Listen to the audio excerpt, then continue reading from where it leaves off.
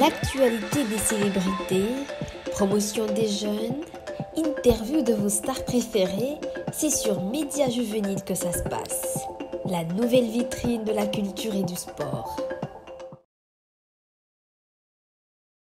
Ok, bonsoir à tous. Moi, c'est Koulibaly Mamadou, je suis de nationalité malienne.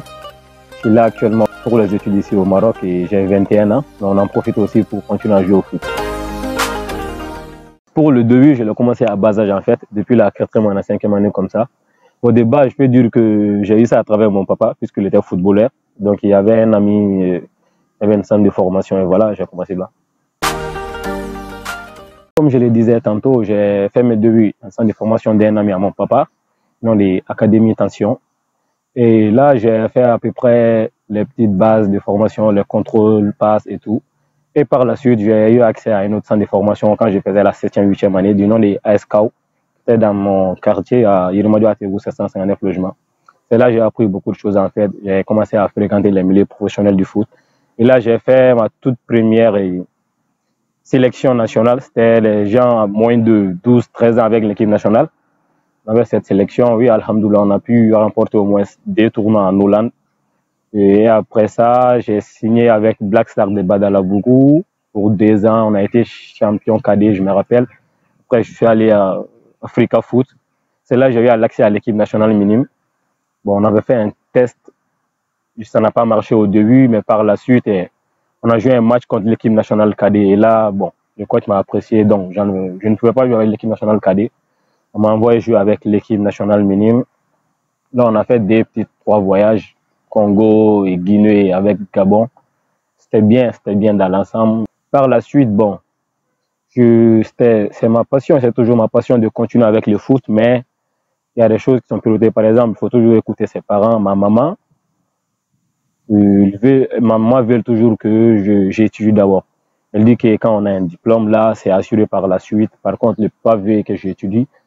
Bon, c'était un peu compliqué puisque la maman optait plus pour les études en fait. Donc, en un moment, bon, le papa m'a dit, ouais, le foot c'est ta passion, mais on va faire d'abord comme la maman veut. Donc, dès que je suis arrivé après le bac, j'ai un peu laissé le foot, pas complètement, un peu. Donc, j'ai un peu laissé le foot. Je devais faire les tests dans quelques académies, mais voilà, j'ai laissé un peu. En même temps, j'avais eu l'opportunité de jouer pour les fils de Rabat ici, l'équipe nationale, l'équipe espoir de Rabat. Donc, je suis venu la première année pour ça, en même temps pour les études, mais après des complications, des petites arnaques et tout par d'autres agents, bon, je n'ai pas eu l'accès à ça, mais j'ai continué avec les études. Et là, je suis avec les études, je tente d'accéder un peu au milieu professionnel du football marocain.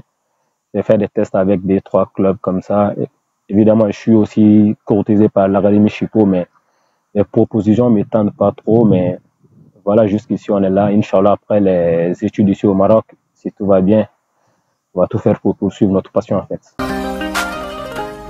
Au niveau études, je l'ai commencé d'abord chez une grande sœur à Medinekwa. C'est l'école Mamadou Sissoko, communément appelée Madame Bara École. Donc, j'étais là-bas de la première année aux 4e année avant de déménager avec la famille à Yerimadjo. Là, j'étais maintenant à l'école Mafa, Mangoro Fanta.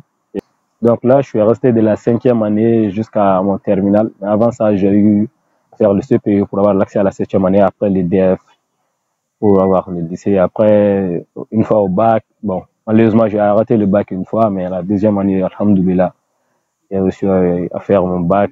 Et là, je suis en fin de licence.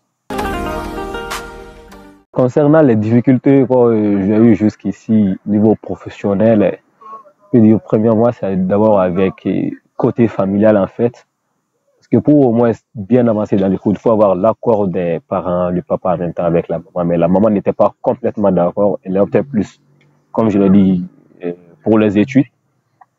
Et aussi, il y a seulement mon papa qui a eu à jouer au foot dans le cadre familial en fait, puisque ses grands frères et autres sont tous qui sont plus partis sur le côté économique, politique et autres. Donc voilà, c'est un peu difficile, surtout avec les études. Ça prend trop de temps. Les entraînements, c'est compliqué de s'investir à 100%. Pour un footballeur, il a vraiment besoin de travailler côté physique, côté technique. Surtout le côté moral, en fait. C'est le plus important. C'est là que tout se joue, en fait. Il y a des hauts et des bas. Par exemple, quand je suis venu sur Maroc pour la première année, je devais signer avec l'équipe junior FUS de Rabat, mais j'ai été arnaqué par un agent que je ne connais pas. Mais là, je continue là-dedans. C'était dur en ce moment. C'était dur vraiment, mais voilà, je continue là-dedans et tout. Et c'est un peu compliqué, mais voilà, on est là-dedans jusqu'au bout, en fait. C'est mon rêve. Pour les conditions du football au Mali, ouais, bon, on peut dire que c'est le sport le plus pratiqué par la communauté, en fait. Oui, niveau professionnel, des fois, c'est un peu difficile. Il faut avoir les bras longs et les relations pour avoir l'accès aux équipes nationales. Il faut que le club soit du haut niveau, que le président soit bien placé et tout. Mais voilà, on fait avec. Sinon, c'est bien fréquenté là-bas. Même si le championnat n'est pas professionnel, les joueurs se donnent à fond. Et alhamdoulilah, il y a des gens qui réussissent à avoir des contrats à travers peut-être des académies, par exemple GNG, Jean-Marie Guillaume, qui est très bien connu. Les anciens, disons, qui ont eu leurs propres clubs, les ASK, Salif Keita, club de les Afé, Yélin et autres. Mais voilà, jusqu'ici, je pense que ça commence à aller de mieux en mieux. Il y a plusieurs académies maintenant sportives qui commencent à accéder à tous ces trucs au Mali, mais alhamdoulilah, ça commence à aller de mieux. Vous savez, dans le domaine du foot, chaque joueur a un idole en fait. Bon, peut-être que les gens vont trouver bizarre, mais moi, mon idole, c'est par exemple le prince Harry Kane, le joueur de Tottenham. Je l'aimé depuis pas maintenant. C'est un joueur que j'apprécie vraiment. Niveau professionnel, on joue un peu le même poste, l'attaquant fixe. Je l'aime sur son jeu dos but, conservation des balles, son apport pour l'équipe. Surtout pour sa finition pied droit, pied gauche. Et aussi, j'apprécie trop de choses sur lui. Par exemple, il n'aime pas trop les côtés finesse, les directs et tout.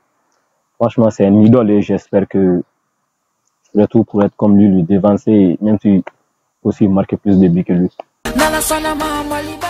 Mon rêve, comme je l'ai dit précédemment, d'abord, j'aimerais vraiment être footballeur professionnel. Je ne sais pas, les gens vont dire peut-être que je suis fou ou bien que je suis dingue. Mais moi, j'ai rêve juste de donner une Coupe du Monde à mon pays. Donner une Coupe du Monde. Au Mali, mais ça c'est à niveau peut-être junior, cadet, si possible. Si jamais le foot ne marche pas, peut-être que c'est pas dans mon destin. Mais aussi devenir entrepreneur, avoir au moins mon propre entreprise. Et là, bon. Voilà, mais mon rêve, franchement, c'est de devenir footballeur professionnel. Comme je l'ai dit juste avant, niveau professionnel, si le foot ne marche pas, en fait, c'est de mon rêve de devenir entrepreneur. Mais là, il faut commencer les choses dès maintenant. J'ai opté pour être président de l'association des stagiaires et étudiants maliens résidant au Maroc, section Kénitra, bien sûr, par la grâce de Dieu. Je suis actuellement le président de tous ces étudiants. Bon, c'est un peu pas facile, du même que aussi c'est facile. Il faut être ouvert, compréhensif. Tu dois t'attendre à tout moment, les appels à tout genre d'air. Tu es confronté à beaucoup de choses en fait. Ça fait grandir mentalement, ça t'ouvre des portes aussi. En même temps, tu vois plus de visions sur la vie. Tu vois que la vie ne se limite pas qu'à tes propres problèmes. Il y a des problèmes plus intenses que les tiennes et tout. Donc voilà, je fais avec, je continue de faire avec. Même si on me demande de continuer avec, ça c'est avec plaisir en fait. Tout d'abord, je tenais vraiment à remercier les abonnés Médias Juvéniles. C'est quelque chose vraiment d'avantageux pour nous. Ça nous permet de nous exprimer, de nous rappeler des bons souvenirs, des obstacles qu'on a eu à surmonter et tout. Voilà, j'en profite pour remercier vraiment les gens qui m'ont poussé à arriver jusqu'ici, depuis le bas âge jusqu'à maintenant. La famille, le papa, les frères et tout, les coachs de l'équipe nationale, mes collègues de l'équipe nationale, mes amis ici au Maroc et tout, franchement. Et j'ai remercié encore mon homologue guinéen qui m'a permis de faire aussi cette interview. Ça m'a beaucoup touché en même temps, ça me fait rappeler des souvenirs.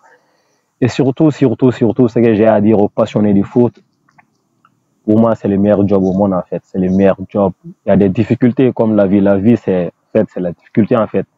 Mais il faut surmonter les obstacles. Nous, les Africains, on doit prendre les exemples sur les Sadio Mané, les Samuel Eto'o, les Nabil, les Mo Salah, des bases qui n'étaient pas riches, qui ne viennent jamais des familles riches, mais actuellement qui sont des multimillionnaires. Mais on va pas dire qu'ils ont eu ça juste comme ça, mais ils ont travaillé en fait. Ils ont surmonté les obstacles. Ils ont eu du mal, mais voilà, ils sont au niveau aujourd'hui. Et moi, je me réfère et je me dis, bon, je vais être l'Africain le plus connu, le plus titré et tout. Bon, j'espère que c'est pareil chez vous et bonne chasse à nous tous.